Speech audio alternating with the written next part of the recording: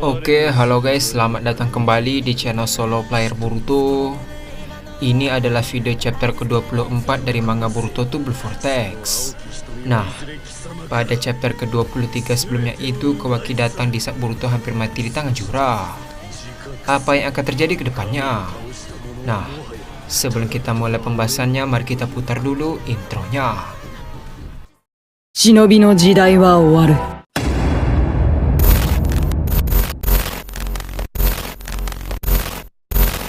青き瞳はいずれ貴様から全てを奪い去る。 Adegan dimulai dengan memperlihatkan flashback Boruto dan Kawaki saat berada di patung Hokage ke-7. Dengan raut wajah yang heran, Kawaki berkata, "Apa? Misi di Tsunagakure katamu?" Boruto membalas, "Ya, setelah Amado melepaskan limit termo, segeralah menuju ke sana. Bergabunglah dengan Serada dan yang lainnya. Aku juga akan ikut bertarung begitu kau tiba di sana. Kalau itu terjadi, campur tangan Jura tidak bisa dihindari. Tapi dengan adanya kekuatanmu, kita masih punya harapan." Kawaki membalas, "Masalahnya tidak semudah itu tahu. Walau hanya sesaat, aku sudah merasakan kekuatannya secara langsung. Dia itu benar-benar monster. Dia bukan lawan yang bisa diatasi hanya dengan kerjasama." Setelah mengatakan hal tersebut, Boruto melemparkan pin Konoha ke arah Kawaki.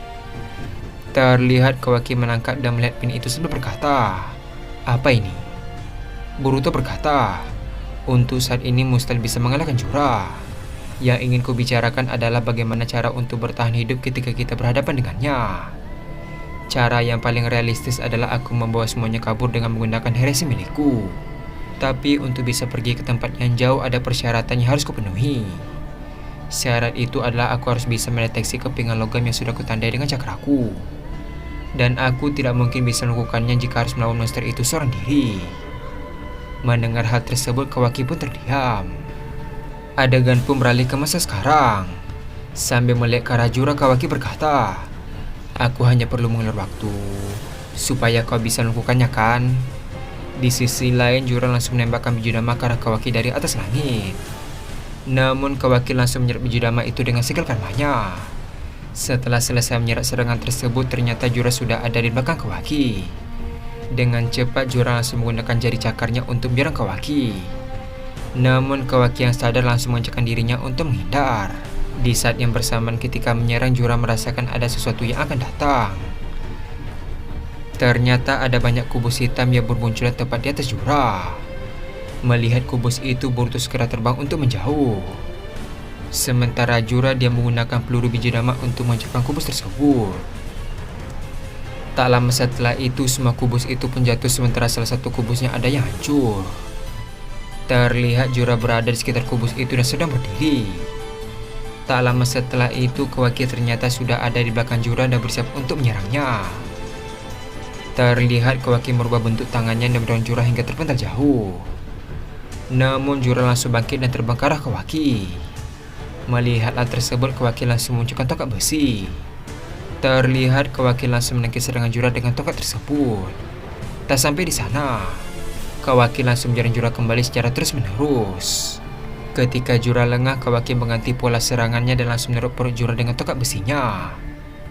Di saat yang bersamaan, Kawaki menyalurkan kekuatan karmanya ke tongkat besi miliknya. Tiba-tiba muncul ledakan di ujung besi dan membuat Jura terluka. Tak sampai di sana, Kawaki menyerang Jura secara bertubi-tubi tanpa ampun. Terlihat setiap serangan yang dilancarkan Kawaki ke Jura terus melakukan ledakan. Tak lama setelah itu, Kawaki merubah bentuk tangannya untuk menyerang Jura hingga terhempas jauh. Terlihat Jura pun menabrak banyak pilar batu hingga hancur. Di sisi lain, Boruto tampak terbang dan sedang menahan segel karmanya.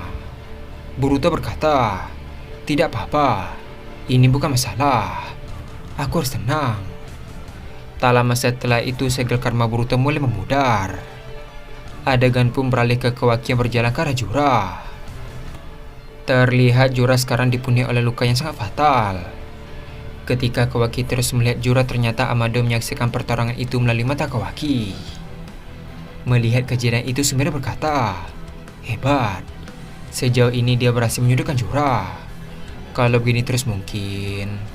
Mendengar hal tersebut, Amado terdiam sejenak dan membalas, "Tidak." Terlihat Jura mengeluarkan buku dari jubah cakarnya. Lalu dia pun buka buku dan mencari-cari informasi. Tak lama setelah itu Jura berkata, Kawaki Uzumaki, kekuatan tempurmu mengalami peningkatan yang pesat dan drastis dibandingkan sebelumnya. Entah bagaimana caranya kau bisa mendapatkan kekuatan itu dalam waktu sesingkat ini. Sambil melihat ke arah Kawaki, Jura melanjutkan perkataannya. Tidak, bukan hanya kau, Himawari Uzumaki.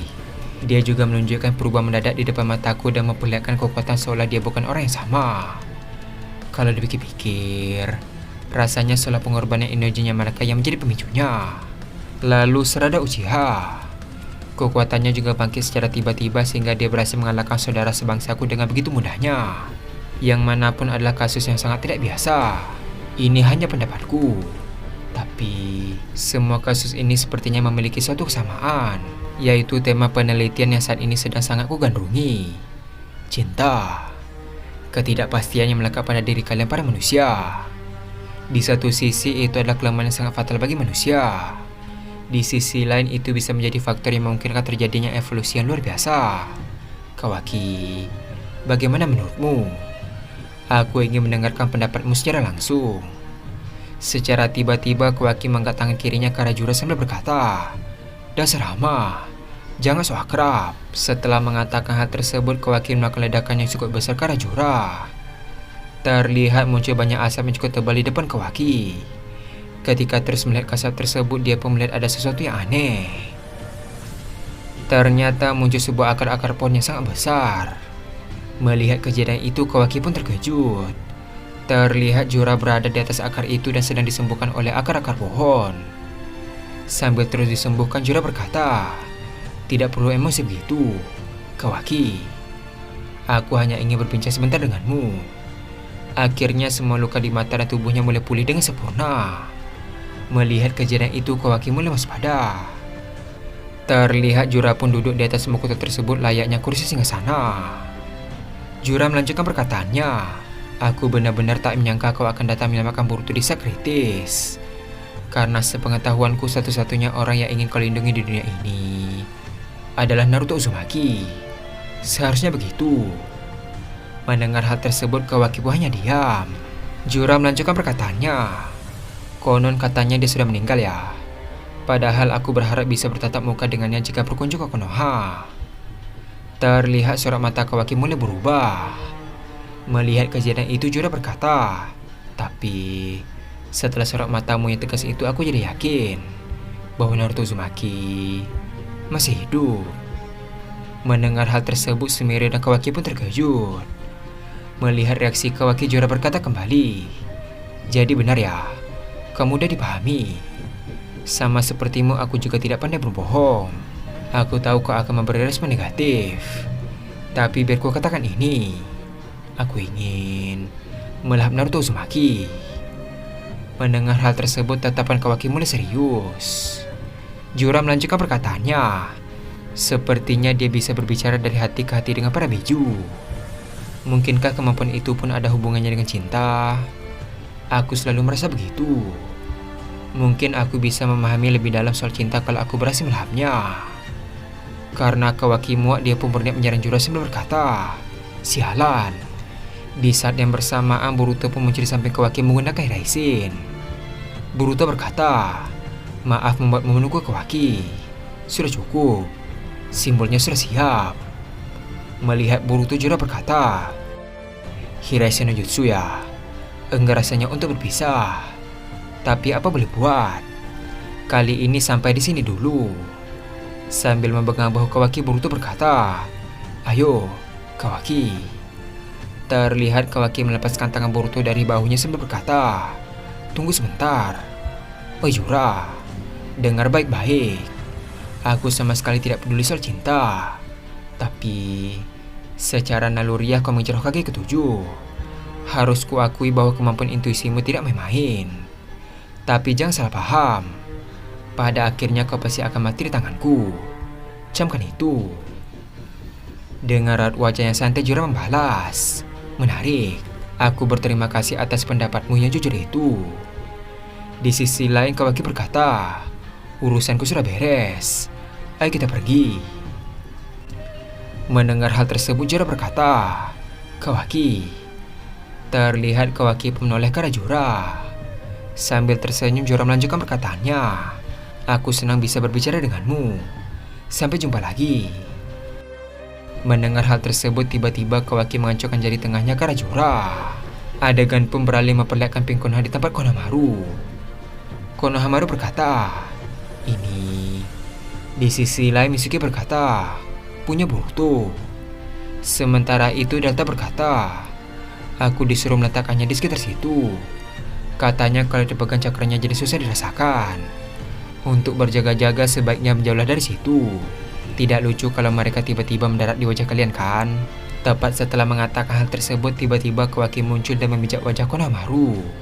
Karena hal tersebut, Konohamaru pun terjatuh. Melihat Boruto dan Kawaki, semua orang pun terkejut. Di sisi lain, Kawaki berkata, "Kau sedang apa?" Dengan penuh emosi, Konohamaru membalas, "Harusnya aku yang bilang begitu." Sementara itu Boruto berkata, "Maaf guru, toge damanya masih ke bawah kan?" Sambil memegang pipinya, Konohamaru membalas, "Dasar kalian ini. Nih, seenaknya saja." Boruto membalas, "Sip, ayo kita langsung pergi ke Konoha." Adegan pun beralih ke apartemen Eida. Eida berkata, "Bikin khawatir saja. Tapi dengan begini sementara kita bisa tenang." Di sisi lain tempat, Koji membalas, "Ini bukan sesuatu yang bagus.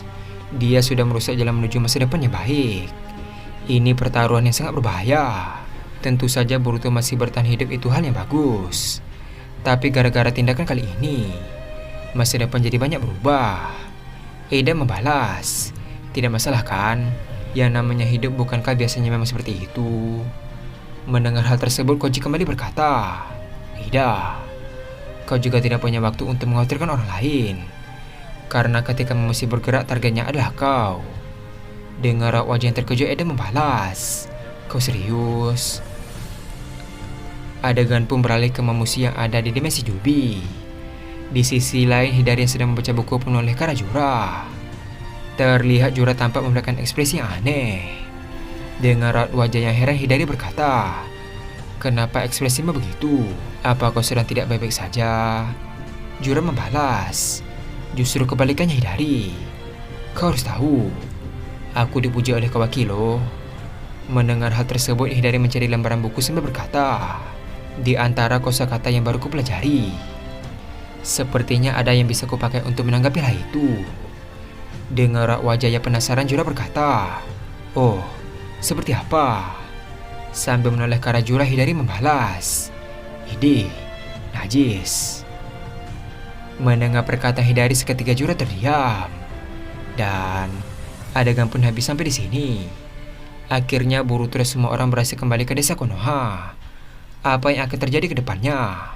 Nah, untuk mengetahui hal tersebut, kita akan melanjutkannya kembali pada chapter ke-25. Terima kasih telah menonton video ini sampai habis, dan sampai jumpa pada video berikutnya. はい。私はそれになれることができます。チャクラを吸着するときに感じる体位の刺激は少しね。